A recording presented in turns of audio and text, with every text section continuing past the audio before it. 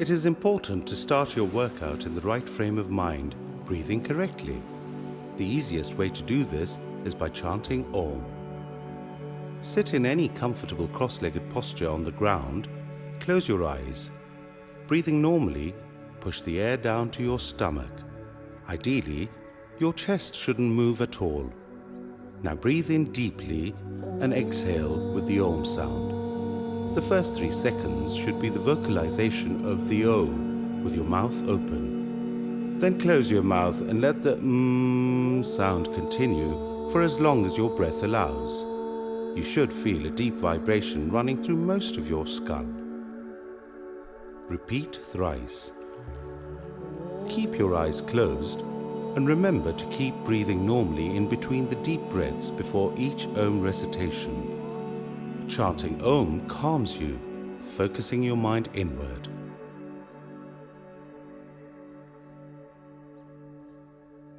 Back asanas. As a beginner, do not attempt to do more than 1 repetition for each particular asana. Later, with practice, you can go to 2 or 3 repetitions per asana, but never more than that. Shavasana, or corpse posture. Lie on your back, feet together and pointing outwards, arms by your sides. Close your eyes. Breathe in deeply. Increase the distance between your legs, feet still pointing outward, heels touching the ground. Place your arms so that they are not in contact with any part of the body, palms facing upwards.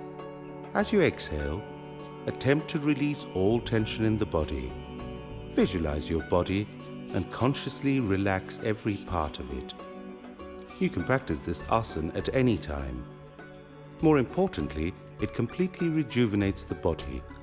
The Shavasana is also the default relaxation posture for all exercises performed on the back.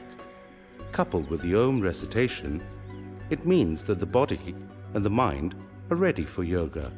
As beginners, it makes sense to relax for about 10 seconds after every single posture. Ardha Halasana with 1 leg, the half plough posture. From Shavasana, bring your legs together and your arms to your sides, palms facing downward. Start raising your right leg without bending your leg at the knee. Stretch your foot and your toes outward. Raise the leg to a 90-degree angle from the body and hold it there for as long as it's comfortable. Remember to keep breathing normally. Slowly release and bring your leg back to the floor. Repeat with the other leg. This is the Ardha Halasana, the half plough posture, because the body resembles the plough in the final position. It's excellent for the legs, the abdomen, and the lumbar region. It also tones the thighs and the calves and stretches out the hamstrings and the hips and increases blood flow to the kidneys, the pancreas, and the intestines. Relax. Breathe. Give yourself 10 seconds in Shavasana. Uttanpadasana, the raised legs pose. From Shavasana, bring your legs together and your arms to your sides. Place your palms under your hips. Start raising both your legs without bending them at the knee. Stop at 30 degrees from the floor and hold for 5 breaths. Similarly, stop at 60 degrees and finally at 90 degrees from the floor. Hold for 5 breaths each time. Slowly release, stopping at both the 60 and the 30-degree mark. Remember to keep breathing. Uttanpadasana is very effective for the entire abdomen. It stretches out the thoracic cavity and the entire back.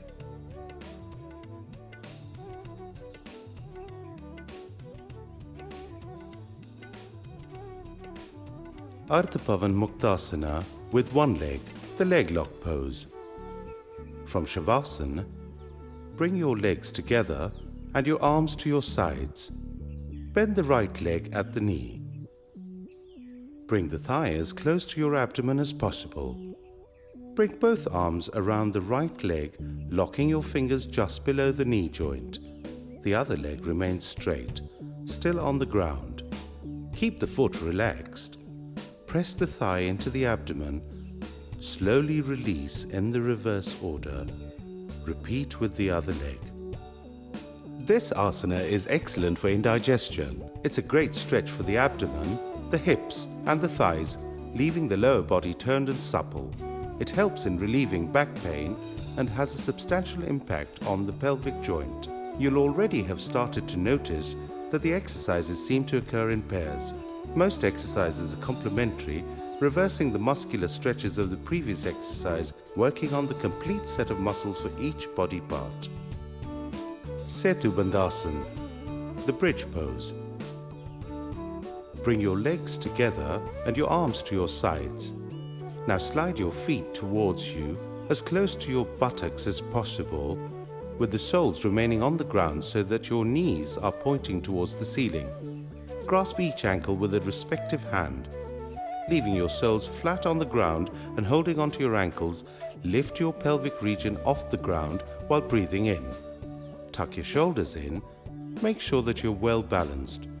Once in the final position, breathe normally. Hold for as long as comfortable. Exhale and slowly return to the ground. Stretch your legs and relax. This is an excellent workout for the muscles of the back and the hamstrings. Because it directs blood to the brain, it's very effective for combating depression, stress, and insomnia.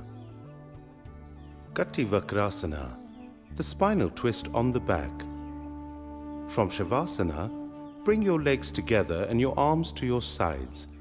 Place your arms along the line of your shoulders perpendicular to the body. With a distance of about 2 feet between your feet, raise your knees and leave the soles of your feet on the ground.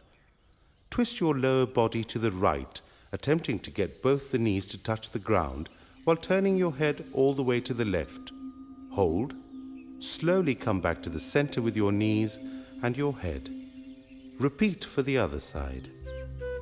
This asana gives you a great stretch all the way up the body and your spine in particular.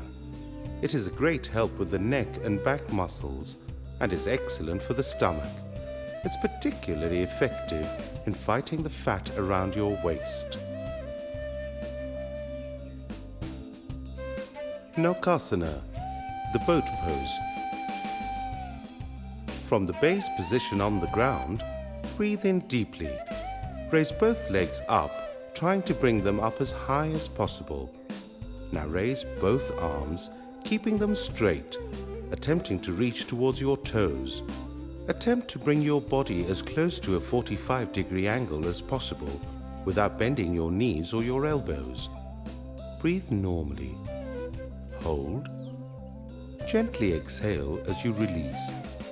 Take particular care that you avoid any jerky movements while executing this asana. Naukasana is one of the asanas that's excellent for fighting the fat around your waist.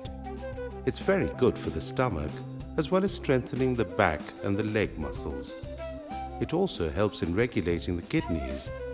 It's very helpful in cases involving diabetes and dyspepsia. It also improves concentration. Chakrasana, the wheel pose. While lying on your back, bring your knees up and your feet as close to your buttocks as possible, the soles of your feet on the ground. Spread your legs so that they are shoulder width apart. Lift your arms, bend your elbows, and bring your hands to the ground so that your fingers are touching your shoulders, your palms on the floor. Breathe in. Slowly, using the force of your hands and legs, push yourself up until your body is fully extended in an inverted U and you are standing on your toes. Feel the blood rush to your head and your lungs expand and fill up. Hold for as long as is comfortable. Breathe out and let yourself down slowly. Chakrasana literally translates as the wheel posture. This asana primarily focuses on the spine, giving it a complete stretch top to bottom. And because of the spinal stretch, the posture works on the nervous system. It also stretches out the chest, opening out the lungs, helping in deeper and more controlled breathing. It is excellent for the stomach, and because of the increased blood flow to the lower back, helps in regulating the kidneys. It is excellent for the heart as well, because it stretches the aorta. It obviously also tones and builds the muscles of the hands and the feet. Asanas on the stomach. As a beginner, do not attempt to do more than one repetition for each particular asana. Later, with practice, you can go to 2 or 3 repetitions per asana, but never more than that. Lie on your stomach, legs straight, your feet resting easily, slightly apart. Keep your arms by your sides. In neutral position, keep your head turned to one side. Makrasana, the crocodile pose. This is the relaxation pose for all exercises performed on the stomach. Lie prone on the floor, spread your legs wide with the toes pointing outwards and the heels pointing inwards to touch the ground. Bend your right elbow and place your right palm in the crook of your left arm. In the same way, the left palm goes to the crook of the right arm. Place your forehead on your arms, providing support for the neck. Relaxation in this pose is good for stress-induced diseases. Ardha Shalabhasana with one leg, the locust pose. In the base position on your stomach, slide your hands under your thighs, palms up. Inhale slowly and then raise the right leg off the floor as high as possible. Try and keep the leg straight without bending the knee or transferring weight onto the other leg, or by lifting the pelvic region off the ground. Hold the posture for as long as you can hold the inhaled breath, and then slowly return the leg to the floor while exhaling. Ardha Shalabhasana helps in developing the quadriceps and adds tone to the abdominal muscles. It stimulates the stomach, the lower back and the intestines, helping strengthen the bladder and stretching the spine. Remove your hands from under your thighs and place the arms alongside your body. Turn your head to the side and rest. Bhujangasana, the cobra pose. Turn your head so that your chin is on the ground. Bring your arms to your side, close to your body, with your hands by your chest. Bring your legs together. Inhaling slowly, raise your head. Hold this first position. Your chest should be off the ground, but not excessively so. Always remembering that your hands are there to provide support. Avoid the temptation to transfer all your weight onto the hands. Hold, relax, return to the neutral position. For the slightly more advanced variant, start the same way. This time, however, raise your head and chest as high as it will go. Keep your buttock muscles tight to protect your lower back. Your pelvis should remain on the floor. Hold and then let yourself down gently.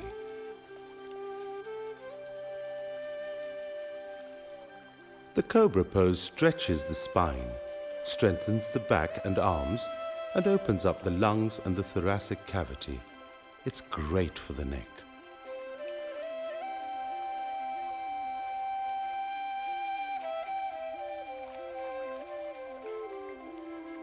Dhanurasana, the bow pose.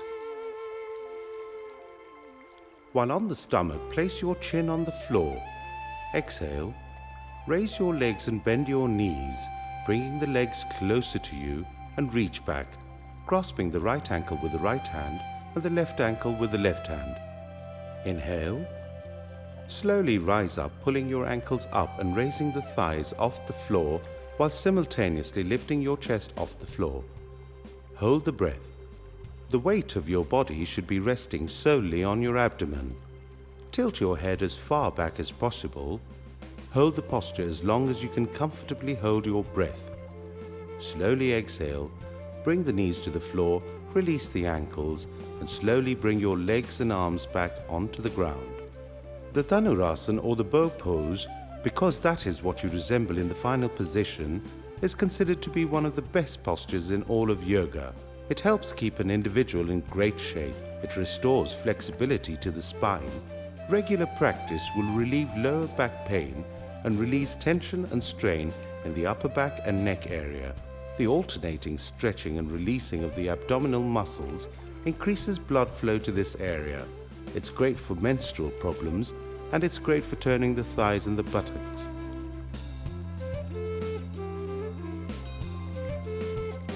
Return now to Shavasana for 30 seconds, allowing your body to relax completely.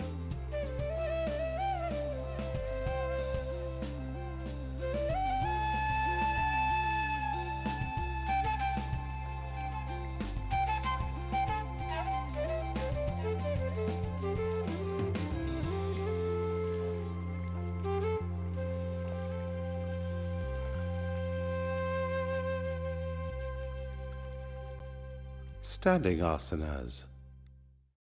As a beginner, do not attempt to do more than one repetition for each particular asana. Later, with practice, you can go to 2 or 3 repetitions per asana, but never more than that. Tadasana with finger lock, the palm tree pose. Standing upright with your back straight and a slight distance between your legs, lock the fingers of both your hands and raise them as one unit above your head. Continue to try and reach upwards with your hands. Breathe in, rise to your toes. Breathe normally, hold the posture. Feel the stretch through every section of your body, even through the top of your head. Reverse the process on the exhale and watch your breath as it passes down from your head through your chest and stomach, legs and feet. Relax and then repeat. The focus here is on the straightness of the posture one holds, improving balance, self-awareness and breathing. Simple Prishtasana, backward bending. This is a variation of the first of the standing postures. Broaden your base by placing your feet about shoulder width apart. Make sure you are comfortable and balanced. As you breathe in, place your arms on your waist. Now bend backwards as far as you can. Use the hands as support. Be very careful not to overbalance. Exhale and return to neutral position. Although deceptively simple, this little exercise helps greatly in flexibility, conditioning the spine and the spinal muscles, and in breathing better. It also prepares the body for all standing asanas. Padhastasana, forward bending. From the base position, with your feet apart again, raise your arms straight up. Bend backwards slightly. As you exhale, allow yourself to bend forwards, starting first from the waist, then your neck and finally your head. While bending, push your hips back slightly. Touch your toes. It's okay to bend your knees if you're a beginner. Breathe in, rise and return to the neutral position.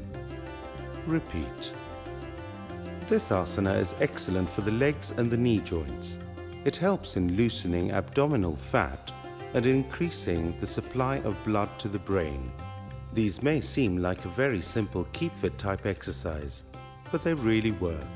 By now you'll also have noticed that the workout functions in a kind of widening cycle, adding new muscle groups, but it keeps working on most things simultaneously.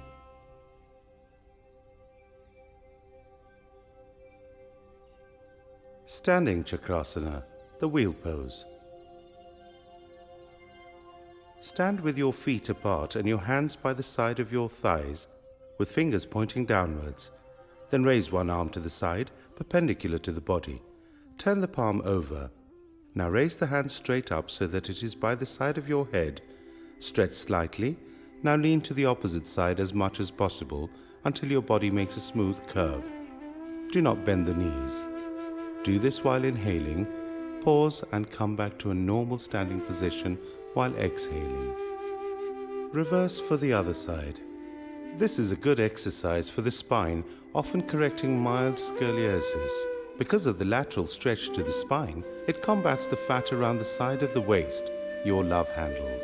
And because it's not a common stretch for the muscles along your side, it's great for physical fitness. Vrikshasana, the tree pose. While standing in Tadasana, bend the right leg at the knee, raise the right thigh, and bring the sole of the right foot as high up the inside of the left thigh as possible. Balancing on the left foot, join your palms together and raise both arms over the head, keeping the elbows straight. Hold the posture as long as you can, breathing gently through the nostrils. Lower the arms and the right leg and return to the base position. Take a moment and repeat for the opposite leg. The major challenge of Vrikshasana, also meaning the tree pose, is maintaining your balance. Yoga believes that the inability to balance oneself is a manifestation of a restless mind. The main benefits of this asana are increased powers of concentration. Natarajasana, Lord Shiva's pose. Stand up straight with your feet apart and your arms by your sides. Bring your left knee up off the ground and fold the leg behind you. Grasp your left foot with your left hand while simultaneously extending the right arm straight out in front of you. Find your balance. Lift your left leg as high as possible using your left arm. You will need to lean forward in order to be able to do this. Breathe gently. Keep your gaze fixed slightly above the horizon. Hold the asana as long as you can and then slowly return to standing position in reverse order. Natarajasana takes its name from one of the dancing postures of Lord Shiva. It helps improve your sense of balance and concentration. The arch formed by the back and stretched leg aligns the vertebrae of the spine, restoring suppleness and easing strain brought on by poor posture. It turns the muscles of the thighs and the lower body. Utkatasana, the squat and rise posture. Stand up straight, your arms by your sides, your back straight and looking straight in front of you. Spread your legs so that they are shoulder width apart and turn both your knees so that the knees and the feet are facing outwards. Lower yourself to the floor slightly by bending your knees. Keeping your back straight, join your hands in a namaste and extend your arms above your head as far as they will go. Simultaneously, lower yourself by bending your knees further, trying to bring your thighs parallel to the ground and keep your back straight. Hold for as long as is comfortable and release the asana in reverse order.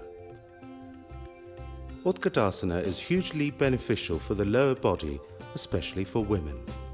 It helps in regulating periods and in combating urinary tract infections. And regardless of gender, it's great for knee joints, the quadriceps and the calves. It reduces fat deposits on the thighs and around the waist and turns the lower stomach. It's also marvelous for turning the butt. Virbhadrasana, the warrior pose. Spread your legs until there's a distance of about 4 feet. Turn your right foot about 90 degrees to the right, making sure the entire foot is on the floor at all times. Turn your body to the right. Make sure that the left foot remains in the same position and doesn't turn with the right foot. This is a common mistake. Bring both arms in front of you, join them in a namaste. Raise your joint palms above your head. Slowly bend the right knee until the thigh is parallel with the floor. Ideally, the knee should be either behind or directly over your ankle. Then while holding the posture, attempt to lean as far back as you can. Hold, remember to breathe, straighten up, bring your joint palms back down, release, repeat with the other leg. This is known as Virbhadrasana, the warrior pose. It strengthens the legs and the arms, as well as improving balance and concentration.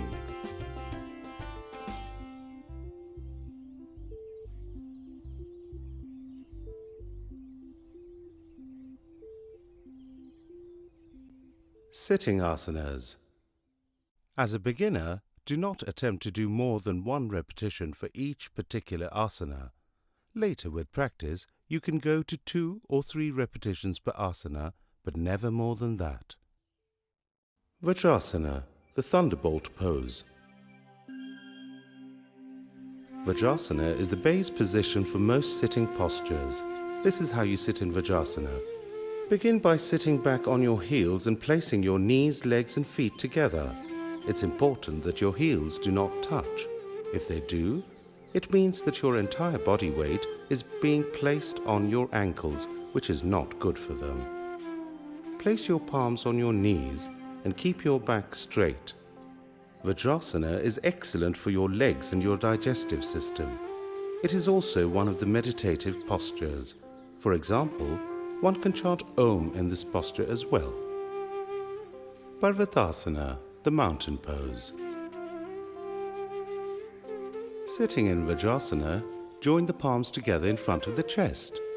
Raise the joined palms above your head as straight as possible. Your biceps should ideally be touching your ears. Now, stretch yourself as high as you can without your buttocks ever losing contact with your heels. Hold. As you relax, bring your still joined palms back in front of your chest before allowing your arms to return to your sides or rest on your thighs. Parvatasana means the mountain pose because you resemble the peak of a mountain. Another simple asana, it has multiple benefits. It helps in adding to the spine's flexibility, and because of the sitting position, aids the lower back greatly. It's great for the thoracic cavity, the neck and shoulders, and the cervical vertebrae. Shashankasana, the hare pose. Sit in Vajrasana. Spread your knees till there's about a foot's distance. Inhale. As you exhale, bend the top half of your body forward from the hips. Stretch your arms out so they rest shoulder width apart on the ground in front of you. Relax your elbows so your arms are completely tension-free. Rest your forehead on the floor in front of your knees and bring your buttocks as close as you can to your heels. Hold and repeat. Shashankasana helps calm an overactive mind. It brings fresh blood and oxygen to the head. It also tones the groin and the thighs and is the relaxation pose for all sitting asanas. Ustrasana, the camel pose. Sit up in Vajrasana, onto your knees, spreading them apart slightly. Reaching back, grasp the left ankle with the left hand and the right ankle with the right hand and stretch, arching the back and thrusting the abdomen forward. Tilt the head as far back as possible. Breathe gently. Exhale and return to the kneeling position. The Ustrasana, like the Dhanurasana, is a powerful posture for stretching the spine, back muscles, shoulders and arms. It is best practiced later in your asana routine when most of your muscles are limber. Lean forward gently and touch your forehead to the ground. Relax. Marjariyasana, the cat pose. This is really 2 poses, one flowing into the other. Begin on your hands and knees. Place your hands slightly in front of your shoulders, your legs about hip width apart. As you inhale, tilt the tailbone and pelvis up.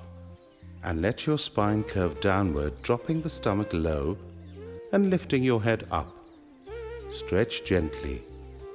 As you exhale, reverse the spinal bend, tilting the pelvis down, drawing the spine up, and pull the chest and stomach in. Repeat several times, transiting smoothly from one to the other.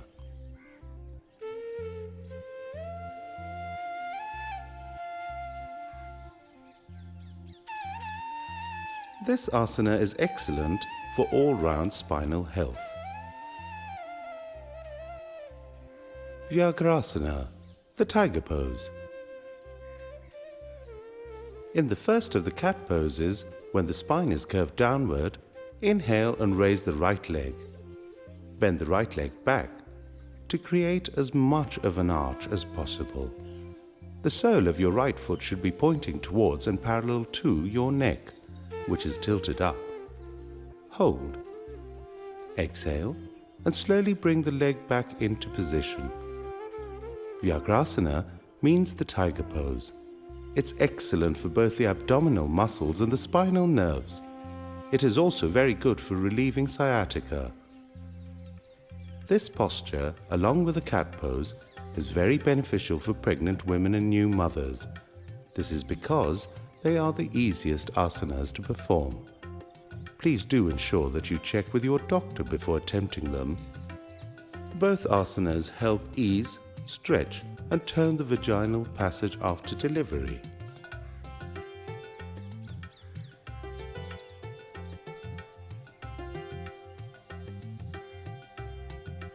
Yoga Mudra, the attitude of psychic union. Sitting in Padmasana, the lotus pose, or in a simple cross-legged posture, or even in Vajrasana, lock your fingers together behind your back so that they form a single unit. Slowly bend forward, starting from the waist, then the back, and finally the neck until your forehead touches the ground. Hold, and then slowly sit up again. This is an excellent workout for the abdominal muscles and aids in increased overall flexibility.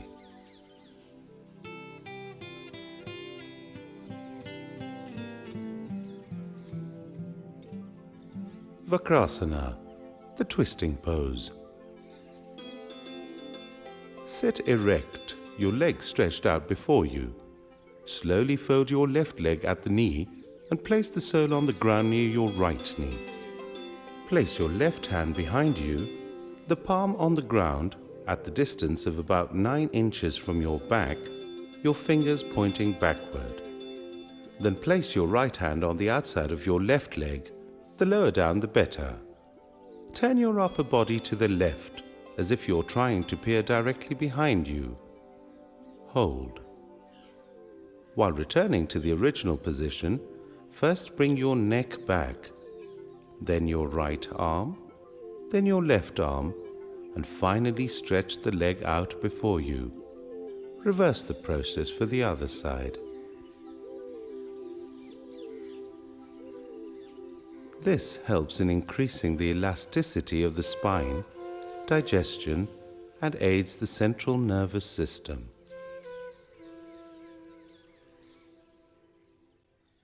Neck and shoulder exercises. As a beginner, do not attempt to do more than 1 repetition for each particular asana. Later, with practice, you can go to 2 or 3 repetitions per asana, but never more than that. Brahma Mudra, Lord Brahma's pose. Sit in any comfortable cross-legged pose on the floor and keep your spine as straight as possible. Taking care not to strain your neck and avoid jerking your head in any direction, slowly turn your head as far right as it will go.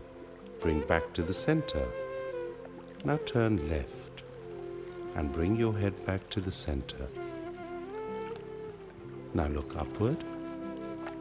Bring your head back to neutral position. Look down and bring your head back yet again.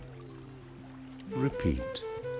This asana takes its name from the Hindu deity Brahma, the creator, who possessed the ability to see everything. This entire series of exercises is designed to create suppleness and strength in your upper back, specifically your neck, which often suffers from bad posture while sleeping or while awake. A substantial part of our lives now is spent either in front of the computer or watching television, as a consequence of which the neck is under constant strain. Shoulder rotation. Place your palms on your shoulders. Now rotate your shoulders, first clockwise,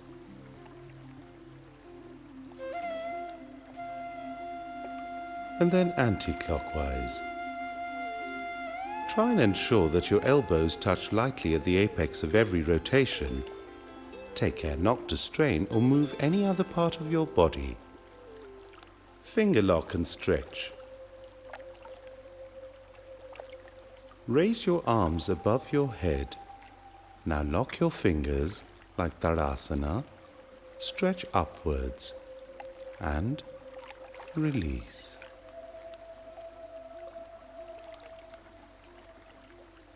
Finger lock behind the neck. This is how you lock your fingers. Now place the locked fingers behind your neck and try and push your elbows as far back as they will go. This is very good for the thoracic vertebrae.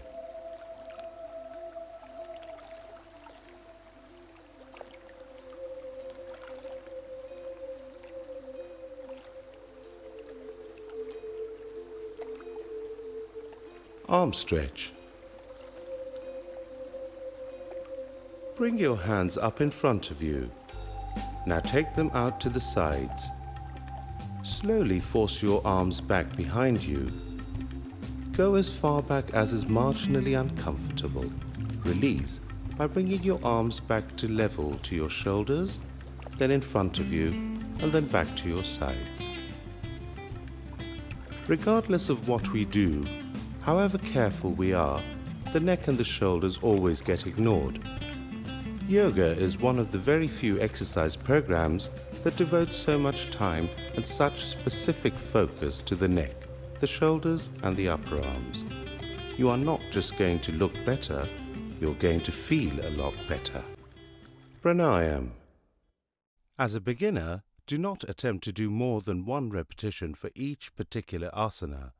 Later with practice, you can go to 2 or 3 repetitions per asana, but never more than that. Kapalbhati, rapid exhalation. Make sure that you have not eaten for at least a couple of hours before carrying out this breathing exercise. Sit in any comfortable cross-legged pose, breathe in, then, with a short, sharp contraction of the lower abdominal muscles, expel air out of the nostrils. Then totally relax the abdomen, allowing yourself to inhale. Repeat in rapid succession. If you're doing this for the first time, don't attempt it more than 5 times. Eventually, over time, you should aim for at least 10 exhalations per inhalation. Don't try more than 3 sets. Keep the rest of your body as relaxed as possible. This is a pure detoxification exercise. Anulom Vilom, alternate nostril breathing. Fold the index and the middle finger of the right hand inward and extend the thumb and the little finger. Seal the right nostril with the thumb and breathe in through the left nostril. Hold your breath for a beat. Transfer the fingers, blocking the left nostril with the little finger and breathe out through the right nostril, attempting to take as long exhaling as you did inhaling. Pause for a beat and now breathe in through the same right nostril. Hold for a beat. Transfer the fingers again, breathing out through the left nostril this time. This is 1 cycle. You should aim to do 5 at the very least. Not only does this ensure that you are breathing clearly through both nostrils, but radically enhances the supply of oxygen to the brain. It's excellent for sinus patients and works surprisingly well at calming oneself down. It is also an excellent preparation for meditation.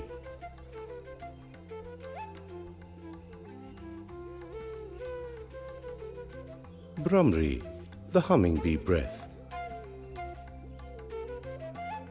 The point of this pranayam is to hum like a bee, setting up a deep vibration in your skull. Cover your eyes and block your ears. This will give you a far stronger sense of the vibrations. The hum is achieved by chanting Om without vocalizing the O. This helps calm and focus the mind, but because it also vibrates the throat strongly, it has a profound impact on the thyroid gland, increasing metabolism, balancing hormonal secretion, and helping serotonin release.